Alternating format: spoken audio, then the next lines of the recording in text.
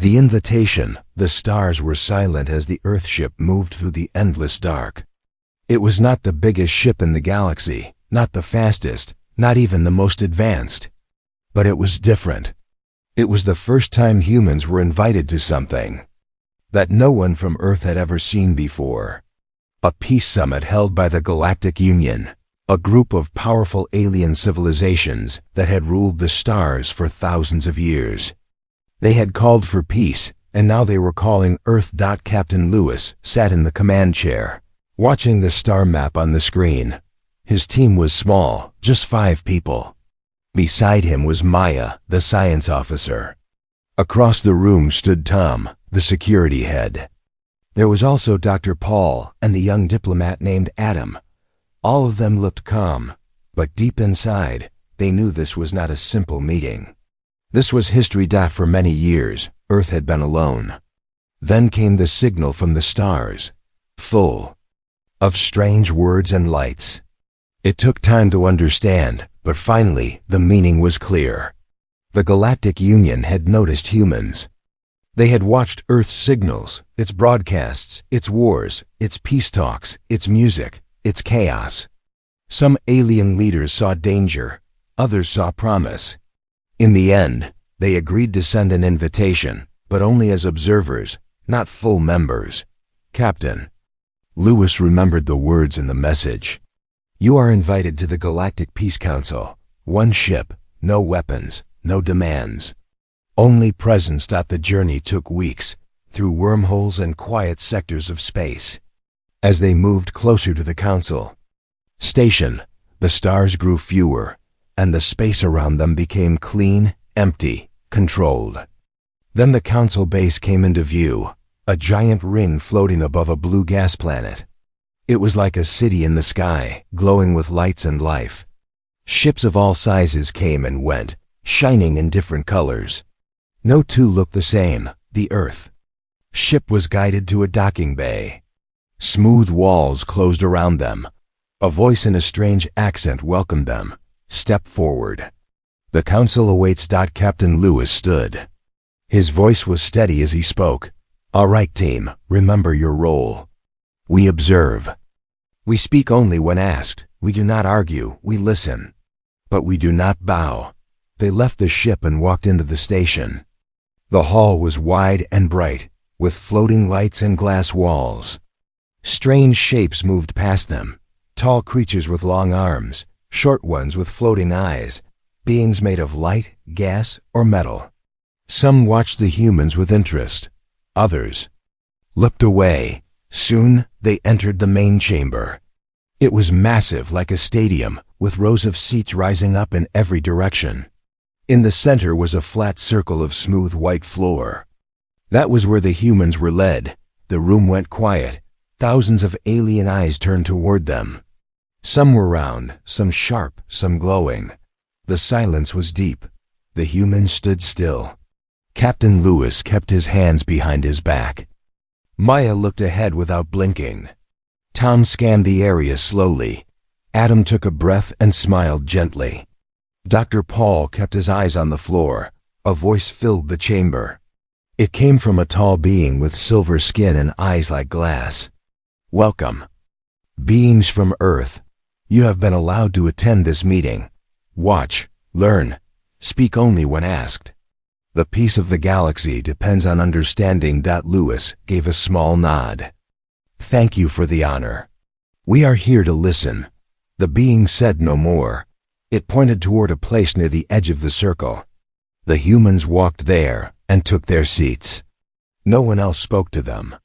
Whispers moved through the chamber in alien tongues. Some pointed. Some tilted their heads in strange ways. One creature with a body like a tree leaned toward another and made a clicking sound that seemed full of doubt. The council meeting began. Speakers from different worlds stood and spoke about border disputes, resource sharing, and the need for unity. Every word was translated into the humans' earpieces. The language was clean, polite, cold. No one raised their voice. No one showed emotion. It was all very proper, but the humans felt the weight in the air. It was not just a peace meeting. It was also a test. They were being watched closely. Every move, every glance, every breath was being measured. The aliens did not fear their weapons. They feared something else.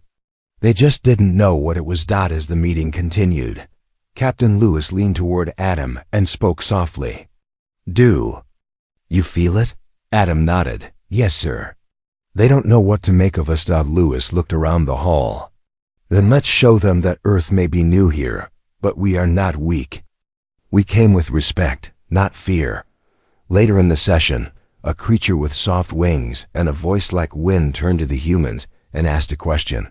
"What is the Earth view on conflict?" Lewis stood slowly.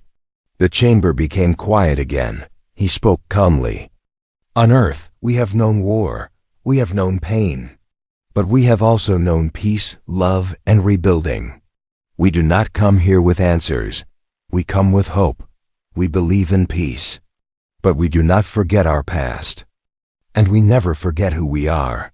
His words were simple. But in the silence that followed, the air seemed heavier. Some aliens looked at each other. Some shifted in their seats. The voice of the silver being spoke again. "Thank you, Captain." The meeting continued, but the feeling had changed. Something had shifted. The humans had spoken once, and it was enough to stir the room. As the session ended, the humans were guided to their rooms. A few aliens passed by and watched them from a distance. No one said anything. No welcome, no warning. Just silence inside. His room, Lewis sat by the window and looked out at the stars. He could feel the change. Something was coming. And he knew, deep inside, that this peace meeting was going to be far more than words. It was going to test the heart of every species. In that room, especially the humans. First impressions the next morning on the station began with soft lights and a gentle tone that rang through the halls. Every species had its own way of waking up, and the council had tried to make something neutral for all. The humans were already awake. They had not slept much. Not because of fear, but because their minds were full. What they saw the day before still echoed inside them. Captain Lewis stood near the window again. His eyes followed the ships that moved in the sky beyond. Some were long and thin like arrows. Others were round and glowing. All were beautiful in their own strange way. He took a breath and spoke to the others through the comlink. "Team meet." In the corridor in 5 minutes, full gear, formal wear, smiles on faces. Soon the humans stood in the hall outside their quarters. Each wore a clean uniform with the Earth emblem on the chest. It was a simple blue circle with a green shape in the middle, the land and the ocean, a symbol of home. Maya stood tall, her calm face like a mirror. Tom was silent but sharp, his eyes watching every corner. Dr. Paul had a small tablet in his hand, taking notes as usual. Adam checked his jacket and nodded toward the others. "Ready," he said. "Always." "Ready," Captain Lewis replied as they walked through the station toward the council chamber. Again the other delegates began to notice. Some moved aside, giving space without being asked. Others stared without blinking. A group of small creatures with skin like stone whispered in their own language. One pointed at the humans' boots. Another looked at their hands. None of them spoke to the humans, but none of them looked away either. They entered the council hall. Once more, the circle of seats had changed. The humans now had a better spot closer to the center. That small shift said a lot. It meant attention. It meant suspicion. It meant something about them had touched a nerve. The session began with a speech from a water-based species. Its voice was full of echoes and waves. It spoke of unity, balance, and shared energy. The humans listened carefully. They did not react. They did not interrupt. They simply sat with quiet focus and steady eyes. After the speech, a break was called. During the break, some of the alien delegates moved toward the refreshment area, a long table filled with food and liquids from across the galaxy. Each species had their own section. The humans were given a small corner with simple fruits, protein bars, and hot water. It was enough. Captain Lewis picked up an apple and bit into it slowly. Tom stood beside him, not eating, just watching. Maya took a sip from her cup and nodded toward a group of flying beings who kept glancing their way. "They are trying to read us," she said. "Let them," Captain Lewis replied. One alien finally stepped forward. It had a smooth round head and small dark eyes. Its voice came through a device that translated every word. "You are different from what we expected." Captain Lewis looked at him and asked, "How so?" The alien tilted its head. "You are soft-spoken. Yet your steps are loud. You smile but your hands stay close to your weapons. You say peace but carry strength." Captain Lewis did not answer at once. He looked at his team, then back at the alien. "Earth is a place of contrast," he said. "We have oceans and deserts, snow and fire. We laugh even when it hurts. We fight only when we must. We are not what you fear, but we are also not what you hope." The alien blinked slowly, then walked away without another word. Later that day, a small event was arranged for cultural exchange. Every species was to present one part of their history or art. Some showed music made of light, some danced in the air, some showed old images of their ancestors. When it was the humans' turn, Adam stepped forward. He played a short video on a screen showing Earth, skies, oceans, mountains, people, cities, wars, and peace. The final image was of a child holding a globe with a smile on her face. The hall went quiet once again. No one clapped, no one laughed, but no one looked away. After the event, as the humans returned to their quarters, a group of alien officials followed behind them at a distance. They did not approach. They simply watched and recorded. Maya noticed and whispered to the team, "We are not just guests now. We are being studied." Tom replied, "I don't like it. Feels like a setup." Captain Lewis nodded, "Stay calm. Let them watch. Let them wonder." That night the humans met in the central room of their quarters. They sat around a small table sharing thoughts. "They see us as strange," Adam said. "We don't fit into their boxes. They don't know if we are safe or dangerous." Tom added, "Maybe we are both," Maya said softly. "Doctor." Paul looked up from his notes. "Some of them think we are pretending. Others think we are hiding something. Either way, they are nervous." Captain Lewis listened to them all, then spoke. "Good. Let them think. Let them guess. The truth is simple. We are not here to impress. We are not here to threaten. We are here to show who we are.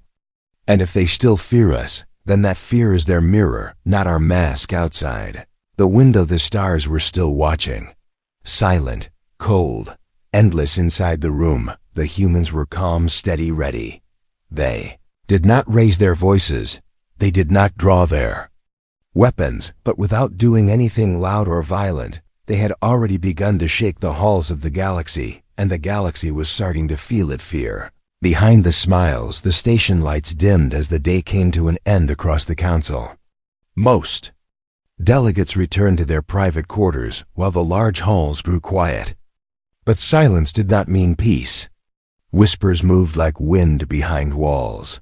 Across the station, alien minds were busy not with diplomacy, but with questions. What were these humans hiding? Why did they stand so still when others showed nerves? Why did their words carry more weight than expected?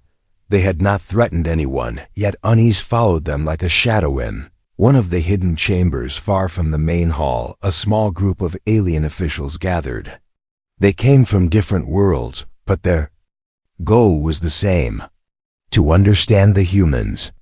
One of them, a tall, thin creature with glowing skin, tapped its long fingers on the table and spoke with a voice like distant thunder.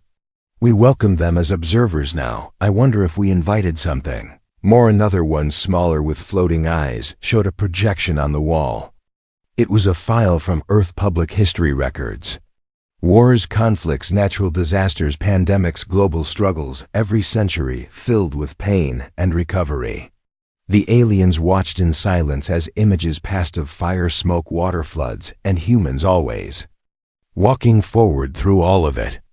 No superpowers, no shields, just will and fire in the eyes. They survive everything the small alien said. They never stop. They suffer, but do not fall. Is that evolution or danger back in the human quarters, Captain? Lewis stood near the round window again. Stars blinked softly beyond the glass. Maya sat in the corner reading a document from her tablet. Adam and Dr. Paul were reviewing notes on interspecies behaviors.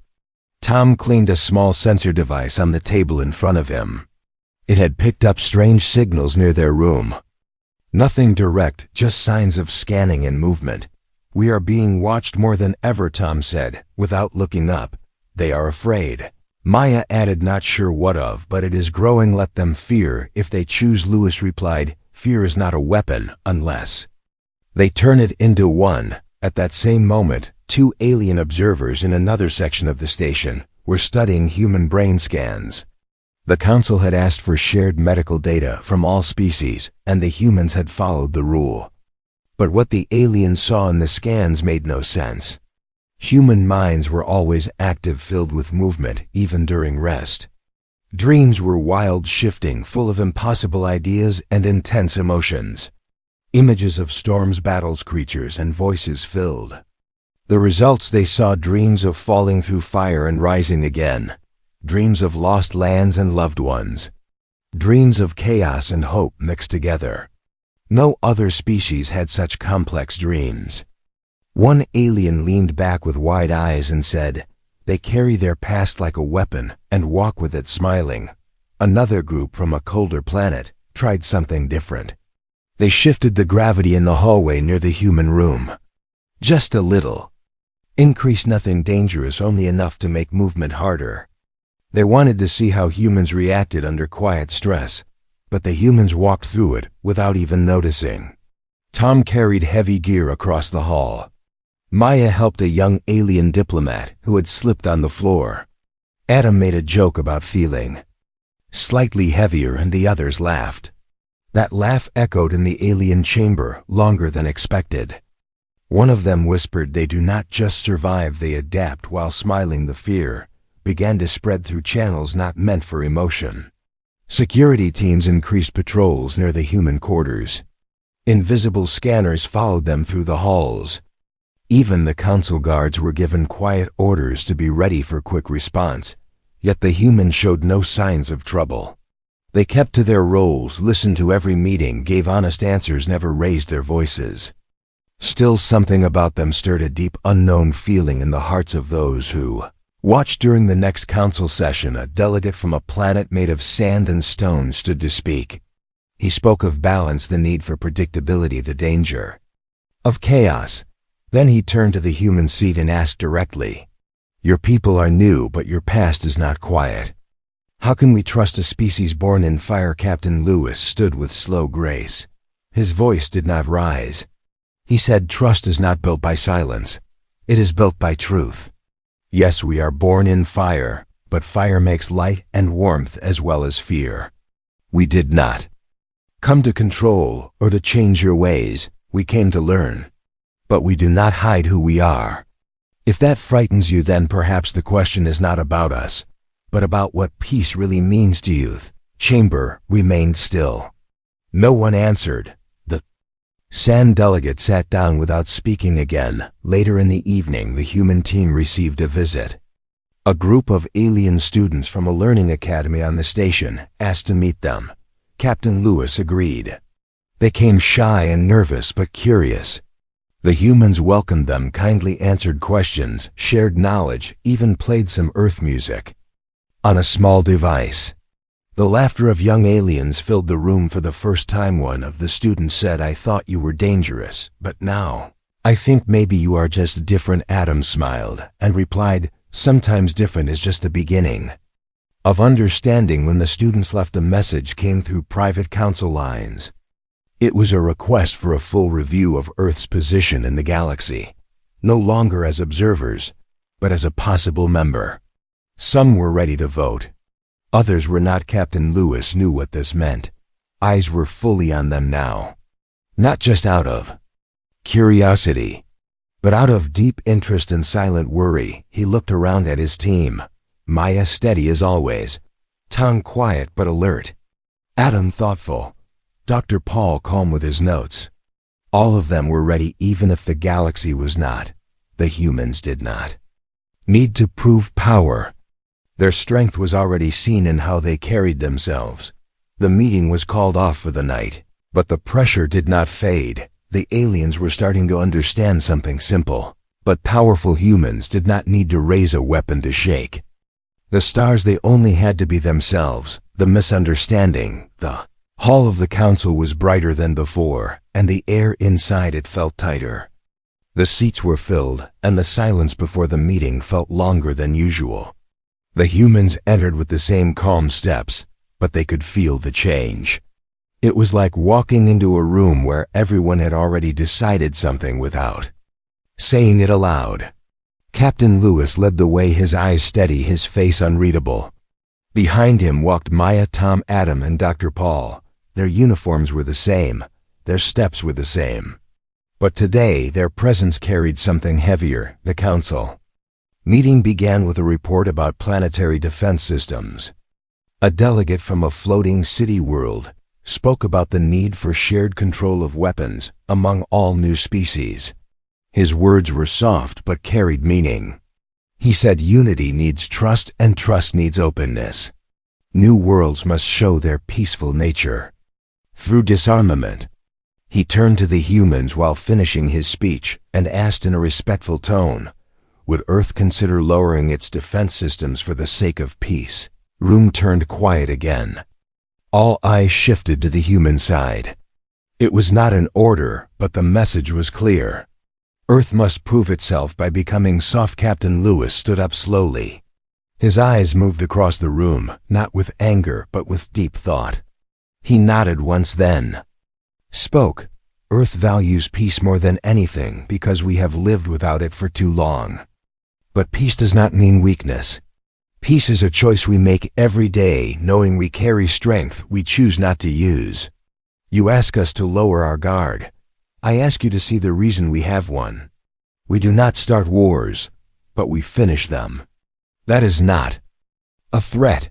That is a truth. The room froze in place. The words were not loud. The tone was not sharp, but the message cut deep. Some delegates leaned back. Some looked at each other. A few reached for their devices, sending quick messages. One delegate from a fear-driven species misunderstood the statement entirely. To them, finish meant destruction. They sent a silent alarm through the council network. Within seconds, defense drones hidden in the walls activated and floated into the air around the chamber. Laser lines marked targets. Some pointed toward the humans. Some formed a barrier around the leaders. Maya moved closer to Lewis. Tom placed one hand near his side, ready if needed. Adam's hand stayed open in view. Dr. Paul took one slow step back but kept his eyes on the drones. Captain Lewis did not move. His voice remained calm. This is not the path of peace. This is fear wearing a mask. A voice from the council tried to calm the room. Please lower your weapons. There has been a misunderstanding, but it was too late. Tension had filled the chamber like thick smoke. The humans still did not show fear. Their ship, which was docked outside, had received the emergency alert. Without a word from the crew, the ship powered up its systems. Lights blinked. Engines came online.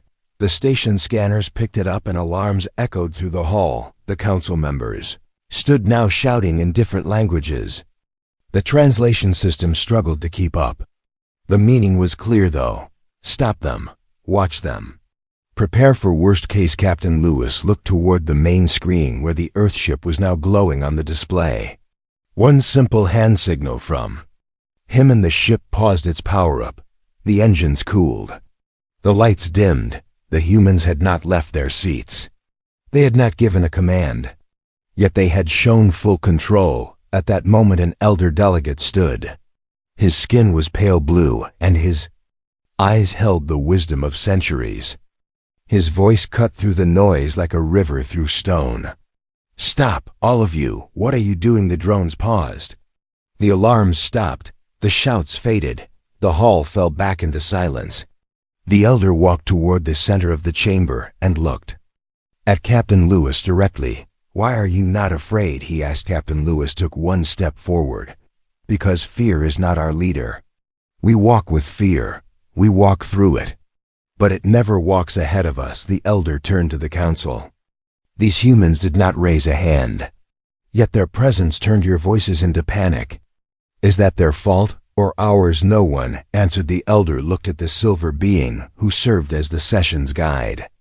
"Call for order. Now, the council must decide if it wants peace or safety, because sometimes the two are not the same." Order was called. The drones returned to their hidden places. The humans remained standing but calm. The meeting paused for 1 hour. All members returned to their quarters for emergency talks. In their room, the humans sat around the table once again. No one spoke for a long moment. Then Adam said softly, "I think we just passed some kind of test." Maya replied, "Not the test they planned, but one they created out of fear." Dr. Paul looked at his notes. "They thought strength meant danger. We showed them strength meant control." Tom kept watching the door but nodded slowly. "They expected us to react. Instead we waited. That scared them more." Captain Lewis looked at his team one by one. "Today we showed them who we are without lifting anything but our voices. We walk in peace. But we do not kneel outside the chamber." The elder who had spoken returned to his private hall. He called a silent vote across the council. The question was simple. Should Earth be considered as a full member, not a guest, not an observer, but an equal? The votes began to come in. Some were fast, some slow, some silent inside their room. The humans did not speak of victory or failure. They did not guess what would happen next. They waited. They had come to the stars to speak, not to fight. But the galaxy had now seen that Earth's strength did not come from ships or weapons. It came from the way they stood still, the way they spoke with calm, way they made even the stars pause for a moment. The shift in power, the stars outside the council station looked the same, but everything inside had changed. Silence now felt different, heavier with thought, deeper with meaning. The hall where voices once clashed now waited for a final decision. Every seat was filled. Every delegate present. Even the walls seemed to hold their breath. The humans stood together near the center of the room. Captain Lewis in front, his team close behind him. Maya with her steady eyes, Tom with calm strength, Adam with quiet courage, and Dr. Paul with his careful notes. They had come as observers, they had spoken as guests, but now they stood as something more. The silver being who led the sessions raised its hand slowly. "The vote is complete," the voice echoed. The chamber held still. All eyes turned toward the center. Earth has been accepted as a full member of the Galactic Union. No cheer followed, no celebration, no applause. Instead, a long moment passed where understanding grew in silence. The galaxy had seen something it did not expect. The humans had not shouted, they had not begged, they had not threatened. They had only been themselves, and that had changed everything. Captain Lewis gave a small, respectful nod. "On behalf of Earth, we accept this place with honor and with promise. We do not come to lead, we come to learn, we come to build." The elder delegate who had spoken during the crisis stepped forward again. He looked at Lewis not with fear, but with deep respect. "You brought no armies, no fleets, no power displays, yet you turned this council toward truth. Peace without honesty is not peace, it is delay. You reminded us of that." Lewis nodded again, but said nothing. Sometimes silence speaks loudest. After the meeting ended, smaller groups formed across the station. Delegates who had once avoided the humans now came forward. Some offered thanks, others asked questions. A few admitted their fear and confusion. The humans responded with patience and with stories of Earth. They spoke of storms and rebuilding, of old wars and new hope, of how pain became learning, of how trust had to be earned again and again. In one room, a group of young alien thinkers gathered around Dr. Paul. They listened to Earth music through a small speaker and watched old clips from human history. Some wept, some laughed. One of them said, "Your people carry so much, but still stand tall." How Dr. Paul answered softly, "Because we do not walk alone.